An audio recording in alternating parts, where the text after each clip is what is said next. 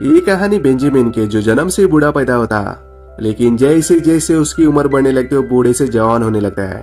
Welcome to world colour movies the curious case of Benjamin Button. कहानी की शुरुआत में 2005 में हॉस्पिटल से होती है। बाहर बहुत बारिश हो रही होती है और कुछ वक्त के बाद सिटी में तूफान आने वाला है। डेजी नाम की बूढ़ी औरत बहुत बीमार होती है। वो अपनी बेटी कैरोलिन को अपनी डायरी पढ़ने के लिए कहती है। कैरोलिन उस डायरी को पढ़ने लगती है। साल 1918 में रेलवे स्टेशन बनाया गया था। उस रेलवे स्टेशन में बहुत बड़ी घड़ी लगने वाली थी जिसका काम मिस्टर गैटो को दिया था। हैरानी की बात यह थी कि मिस्टर गैटो अंधा था, फिर भी वो सबसे बेहतरीन घड़ी बनाता था। उसका एक बेटा था जो बड़ा होकर आर्मी में चला गया, लेकिन जल्दी वॉर होने वाली थी। मिस्टर गैटो ने अपने सब काम छोड़कर उस घड़ी को तैयार करने के लिए महीने लगा दिए। एक दिन उन्हें एक खत मिलता, उसमें उसकी बेटी की मौत की खबर थी। अपने जवान बेटी की मौत की खबर सुनकर मिस्टर गैटो पूरी तरह टूट गए। जब उनके बेटी की बॉडी लाई गई तब उन्होंने उस बॉडी को अपने खानदानी प्लॉट में दफना दिया। जब स्टेशन का उद्घाटन हुआ तब मिस्टर गैटो ने बनाई घड़ी उल्टी दिशा में चलने लगी। उस घड़ी को देखकर सब हैरान थे। मिस्टर गैटो कहने लगे, मैंने इस उम्मीद में उल्टी घड़ी बनाई है जो बच्चे वॉर में खोए वो घर वापस आ सके और घर आकर अपनी जिंदगी फिर से जी सके। शायद मेरा बेटा भी फिर से घर आ सके। ये सुनकर सब उन शहीदों के सम्मान में झुक गए और उसके बाद मिस्टर गैटो फिर से दोबारा कभी नजर नहीं आए। कुछ लोग कहते थे उन्हें दिल का दौरा पड़ गया और कुछ लोग कहते थे वो समंदर में चले गए। उसके बाद कहानी की शुरुआत होती है बेंजामिन से, जिसकी जिंदगी भी उस घड़ी की तरह उल्टी चलने वाली है। जब पहला वर्ल्ड वॉर खत्म हुआ था तब सब लोग सड़कों पर जश्न मना रहे थे। भीड़ में एक आदमी भागता हुआ अपने घर जा रहा होता जिसका नाम थॉमस बटन है। उसके बच्चे को जन्म देने के बाद उसकी पत्नी मरने वाले थे। थॉमस को कहती है, तुम मुझसे वादा करो तुम हमारे बच्चे की देखभाल करोगे। ये कहकर वो उस दुनिया से चली आती है। थॉमस अपने बच्चे को देखने जाता है। उस बच्चे की शक्ल देखकर उसे अजीब लगता है। उस बच्चे को लेकर बाहर जाता है और जैसे उस बच्चे को पानी में डुबा कर मारने की कोशिश करता है तभी वहां पर एक पहरेदार उसे देख लेता है। वो भागता हुआ एक घर के पास आता है और उस बच्चे को घर की सीढ़ियों के बाहर छोड़कर चलाता है। वहां से एक कपल क्वीनी और टीजी बातें करते हुए नीचे आ रहे होते। तभी टीजी का हल्का सा पैर उस बच्चे को लगता है और वो बच्चा रोने लगता है। जब क्वीनी कपड़ा हटाकर देखते है तब उसे एक अजीब सा बच्चा नजर आता है। टीजी उस बच्चे को अकेला छोड़ने को कहता है, लेकिन क्वीनी उस बच्चे को अपने साथ छुपाकर घर के अंदर चली जाती है और एक डॉक्टर को उस बच्चे का चेकअप करने के लिए बुलाती है। चेकअप करने के बाद डॉक्टर उसे कहता है कि इस बच्चे को मोतियाबिंद है, इसे दिखाई नहीं देता, शायद इसे सुनाई भी नहीं देता और उसकी हड्डियां भी बहुत कमजोर है। डॉक्टर की बात सुनकर क्वीनी हैरान हो जाती है, लेकिन वो उस बच्चे को अपना लेती है। जिस घर में वो रहती है दरअसल एक नर्सिंग होम है। क्वीनी यहाँ पर बूढ़े लोगों की देखभाल करती है। उस बच्चे को लेकर जितने भी बूढ़े लोग इस घर में रहते हैं उन्हें वो बच्चा दिखाती है और कहती है कि वो बच्चा बीमार है और बूढ़ा ही पैदा हुआ था। उसे देखकर सभी लोग उस बच्चे को अपना लेते हैं और क्वीनी उस बच्चे का नाम बेंजामिन रखती है। इसी इस बात से खुश नहीं होता, लेकिन वो भी बाद में मान जाता है। दरअसल क्वीनी को बच्चा नहीं हो सकता। अब धीरे धीरे बेंजामिन बड़ा होता है। जब वो पैदा हुआ था तब वो 80 साल का बूढ़ा बच्चा था और वो अब 60 साल का है। वो व्हीलचेयर पर होता और चल भी नहीं सकता क्योंकि उसकी हड्डियां अभी भी कमजोर होती है।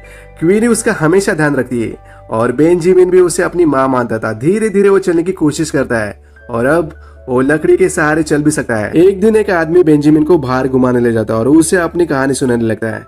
कहानी सुनाने के बाद वो आदमी अपनी गर्लफ्रेंड के साथ चलाता है और वो जाते वक्त उसे कहता है कि तुम अपने घर पे चलाना।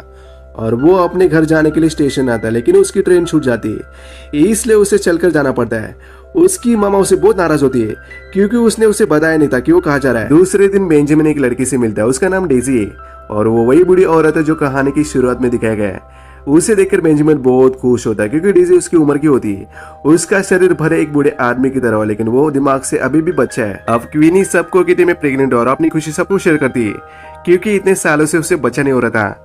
जब बेंजामिन को इस बात का पता चलता तो उसे अच्छा नहीं लगता क्योंकि उसकी मामा का प्यार आने वाले बच्चे के लिए बढ़ जाएगा। अब रात को बेंजामिन सो रहा होता है तभी डेजी वहां पर आते और वो बेंजामिन को बेड के नीचे ले जाती है। दरअसल एक खेल खेल रहे होते तभी डेजी की दादी वहां पर आती है और वो डेजी को वहां से लेकर जाती है। जाते वक्त वो बेंजामिन से कहती तुम्हें शर्म आनी चाहिए। इस बात से बेंजामिन को बहुत बुरा लगता है। क्वीनी वहां पर आके उसे दिलासा देती है और कहती है बेटा तुम दूसरे बच्चे से अलग हो, लोग समझ नहीं पाएंगे तुम आदमी के शरीर में बच्चे हो। उससे पूछता है मामा मुझे क्या हुआ है। उसे पता था ईश्वर ने अब तक इसका जवाब नहीं दिया है। अब धीरे धीरे बेंजामिन के शरीर में बदलाव आने लगते हैं। बूढ़ा होने के बावजूद उसका शरीर बहुत स्ट्रांग होता है। एक दिन वो समंदर के तट पर बैठा था तभी वहां पर एक आदमी आता है और वो बेंजामिन को कहता है मेरा एक आदमी नहीं है, क्या तुम मेरे साथ डक बोट पे काम करना चाहोगे। बेंजामिन उसे हाँ कहता है और उस आदमी के साथ डक बोट पर चलाता है। उसे समंदर में आके बहुत अच्छा लगता है क्योंकि इससे पहले वो इतनी दूर तक गया नहीं था। अब कैप्टन और वो आपस में बात करने लगते हैं। कैप्टन उसे पूछता आखिरी बार तुम लड़की के साथ कब फिजिकल हुए थे।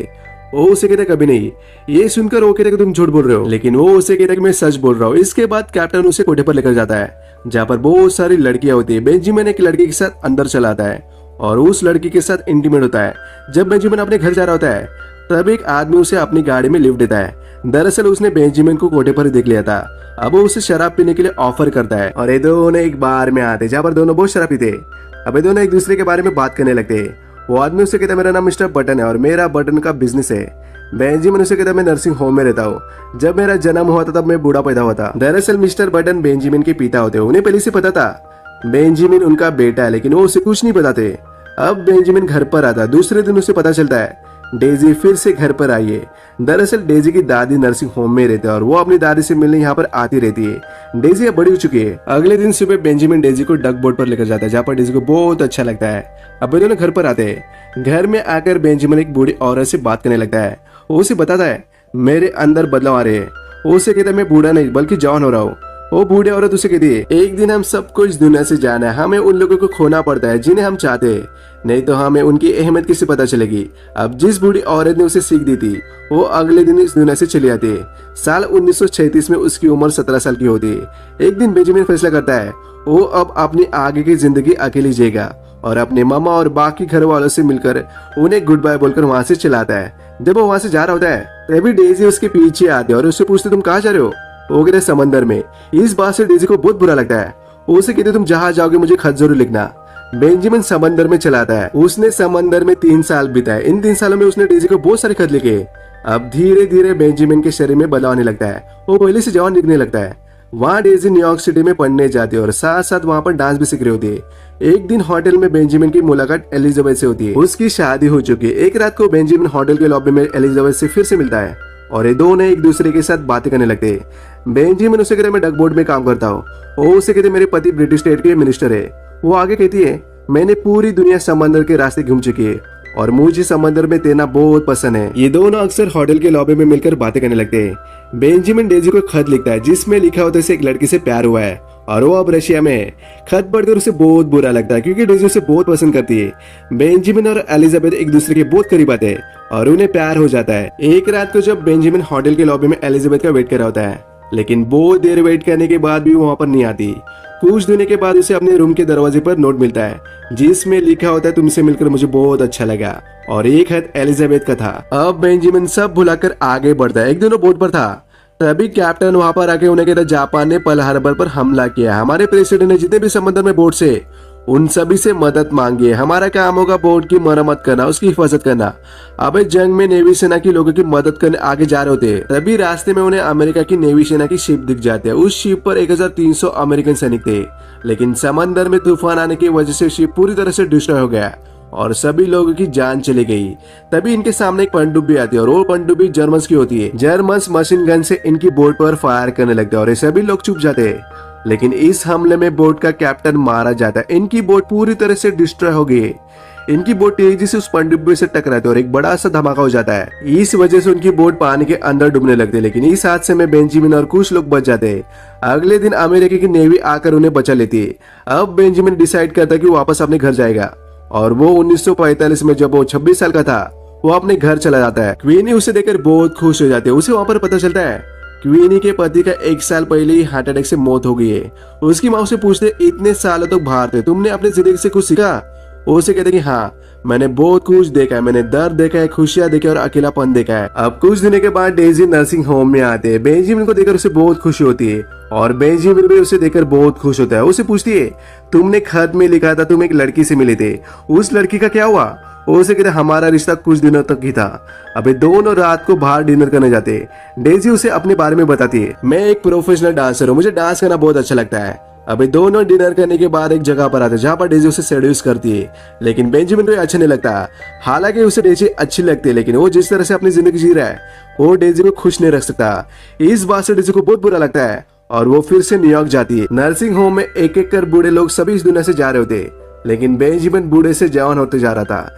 एक दिन अचानक उसके घर में मिस्टर बटन आता है और बेंजामिन उसे पहचान लेता है। मिस्टर बटन उसे अपने घर लेकर जाता है और उसे कहता है कि तुम मेरे बेटे हो।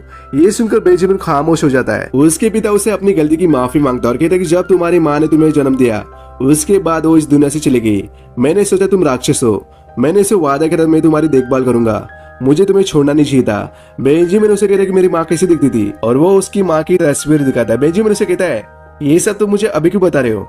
वो उसे कहता है मैं बीमार हूँ, मेरे पास ज्यादा वक्त नहीं है, मैंने सब कुछ तुम्हारे नाम करने का फैसला किया है। तभी वो कहता है मुझे घर जाना है और वो अपने घर जाता है। जब ये बात वो अपनी मामा को बताता है तो उसकी माँ मिस्टर बटन पर बहुत गुस्सा होती है। घर में एक बूढ़ा आदमी होता है और वो बेंजामिन को बार बार एक बात बताता रहता है क्योंकि उसे याद नहीं होता उसने किससे क्या कहा था। वो कहता है मुझ पर 7 बार बिजली गिर चुकी है, मुझे एक आंख से दिखाई नहीं देता, लेकिन ऊपर वाले का मैं शुक्रिया करता हूँ क्योंकि मैं अब तक जिंदा हूँ। ये सुनकर बेंजामिन को एहसास होता है उसके पिता को उसकी जरूरत है और वो अपने पिता से मिलने जाता है। वो उन्हें एक जगह पर लेके जाता है जहाँ पर वो पहले से रहते थे। उसके बाद उसके पिता अपनी आखिरी सांस लेते और इस दुनिया से चले आते। बेंजामिन उसके पिता को अपनी माँ की कब्र के पास ही दफना देता है। अब एक दिन बेंजामिन डेजी का शो देखने न्यूयॉर्क सिटी में जाता है। शो खत्म होने के बाद वो डेजी से मिलता है। डेजी उसे देखकर सरप्राइज हो जाते है। वो उसे कहती है यहाँ आने से पहले मुझे फोन करना चाहिए था, मैं अपने डांस ग्रुप के साथ पब में जा रही हूँ, तुम भी आ सकते हो। अब ये सभी पब में जाते हैं जहाँ पर डांस करने लगते हैं। डेजी का बॉयफ्रेंड भी यहाँ पर होता है। उसे देखकर बेंजामिन को जलन होती है और वो वहां से चलाता है। डेजी उसके पीछे चले आती है और कहती है तुमने क्या सोचा था, तुम यहाँ पर आओगे और मैं सब कुछ छोड़कर तुम्हारे साथ आऊंगी। बेंजामिन उससे कह रहा है ये सब मेरी गलती, यहाँ आने से पहले मुझे तुम्हें कॉल करना चाहिए था, मैं तुम्हारे लिए खुश हूँ। डेजी अपने दोस्तों के साथ चली जाती है। बेंजामिन भी अपने घर पर आता है और वो अपनी जिंदगी खुशी से जीने लगता है। लेकिन एक दिन उसे पता चल जाता है डेजी का एक्सीडेंट हुआ है और वो उसे मिलने हॉस्पिटल में आता है। एक्सीडेंट में डेजी के पैर की हड्डी टूट गई, वो चल तो सकती है लेकिन दोबारा डांस नहीं कर पाएगी। बेंजामिन उसे कहता तुम मेरे साथ चलोगी, मैं तुम्हारा ख्याल रखूंगा, लेकिन डेजी उसे मना कर दिया और कहती है मैं नहीं चाहती तुम मुझे इस हाल में देख लो, तुम मेरी जिंदगी से चले जाओ। ये सुनकर बेंजामिन को बहुत बुरा लगता है और वो चुपचाप वहां से चला आता है। कुछ दिनों के बाद डेजी उसके घर पर आती है।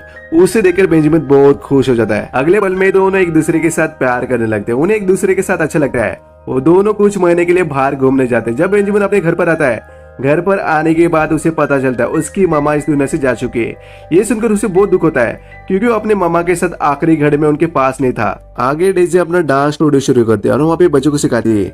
देखते देखते बहुत वक्त गुजरता है। एक दिन डेजी बेंजामिन को कहती मैं प्रेग्नेंट हूँ। बेंजामिन खुश होता है लेकिन उसे इस बात का भी डर था उसका बच्चा उसके जैसा पैदा न हो। अब आगे कुछ महीनों के बाद दिखाते हैं डेजी लड़की को जन्म देती है और कहानी प्रेजेंट में दिखाते हैं। कैरोलाइन अपनी माँ को कहती है मेरे पिता थे। दरअसल डेजी ने अपनी बेटी को नहीं बताया कि बेंजामिन उसके पिता है। अब कहानी को फिर से फ्लैशबैक में दिखाते हैं। बेंजामिन डेजी को कहता है मैं धीरे धीरे खुद बच्चा बनने की राह पर हूँ और ये हमारे बच्चे के लिए अच्छी बात नहीं है, मैं तुम पर बोझ नहीं बनना चाहता हूँ। डेजी उसे कहते मैं तुम्हारा ख्याल रखूंगी, लेकिन बेंजामिन उसे कहता है उसे पिता की जरूरत है, तुम्हें दूसरी शादी करनी चाहिए। अब एक रात को बेंजामिन घर छोड़ने का फैसला लेता है और वो जाते वक्त सारी जायदाद अपने बेटे और डेजी के नाम पे करता है और वो इंडिया आता है और कुछ सालों तक इंडिया में रहता है। इंडिया में रहने के बाद यहाँ पर काम करता है, लोगों के बीच रहता है और अपनी जिंदगी करीब से देखता है। अब कुछ सालों के बाद दिखाते हैं डेजी अपने डांस स्टूडियो से घर जा रही थी, तभी बेंजामिन वहाँ पर आता है। उसकी उम्र लगभग 20 साल की हुई। वो बाहर से जवान है लेकिन अंदर से बूढ़ा हो चुका है। डेजी उससे देखकर हैरान होती है और कहती है अब तुम यहाँ पर क्यों आए हो? तभी डेजी की बेटी वहाँ पर आती है और वो बड़ी हो चुकी है, लेकिन डेजी उसे नहीं बताती कि बेंजामिन उसके पिता है क्योंकि उसकी दूसरी शादी हो चुकी है। उसके हस्बैंड को बेंजामिन के बारे में सब पता था। बेंजामिन उसे अपने होटल का पता देता है और वहां से चलाता है। एक दिन डेजी बेंजामिन से मिलने उसके होटल में आती है जहाँ पर ये दोनों एक दूसरे के साथ अच्छा टाइम स्पेंड करते हैं। उसके बाद बेंजामिन डेजी की लाइफ से एक बार फिर से चलाता है और कुछ सालों के बाद डेजी से मिलने एक आदमी आता है। उसे बताता है मैं चाइल्ड वेलफेयर सर्विस से आया हूँ, हम एक बिल्डिंग में एक लड़का मिला था और उस लड़के के पास एक बुक थी जिसमें यहाँ का पता था और आपके बारे में लिखा था। वो बहुत बीमार था, उसे हॉस्पिटल लेकर गए लेकिन उसे कुछ भी याद नहीं था। बेंजामिन यहाँ पर पियानो बजा रहा होता है। डेजी उसके पास आती है। वो अब 12 साल का बच्चा है, उसे कुछ भी याद नहीं होता। वो डेजी को भी नहीं पहचानता। वो बाहर से तो बच्चा है लेकिन अंदर से बूढ़ा हो चुका है। वो डेजी को कहता है मुझे लगता है मैंने अपनी पूरी जिंदगी जी चुका हूँ लेकिन मुझे कुछ भी याद नहीं है। अब धीरे धीरे उसकी उम्र 5 साल हो जाती है। दिन गुजरते लगते हैं और वो अब चल भी नहीं सकता और बोल भी नहीं सकता। डेजी अपनी बेटी को कहती है 2002 में उस स्टेशन पर नई घड़ी लगाई जहाँ पर मिस्टर गेटो ने उल्टी घड़ी लगाई थी और 2003 में बेंजामिन ने उसे देखा, मानो कि उसे पहचानता हो और उसने आखिरी सांस ली। अब कहानी को प्रेजेंट में दिखाते डेजी इस दुनिया से जा चुकी है और तभी एक अलार्म बजता है जो खतरे का संकेत होता है। उसके बाद यहाँ पर तूफान आता है और आखिरी में उस घड़ी को दिखाया जाता है जो 1918 में बनाई गई थी। इसी के साथ ये कहानी खत्म हो जाती है। ये 2006 में आई अमेरिकन फैंटेसी रोमांटिक मूवी है। इसका बजट $170 मिलियन था और बॉक्स ऑफिस पर इसने $335 मिलियन की कमाई की थी। IMDb पर इसे 10 में से 7.8 की रेटिंग मिली है। वीडियो अच्छी लगे तो लाइक्स और सब्सक्राइब जरूर करेगा। इसी के साथ आपसे विदा लेता हूँ, फिर लौटेगा एक अच्छी कहानी के साथ।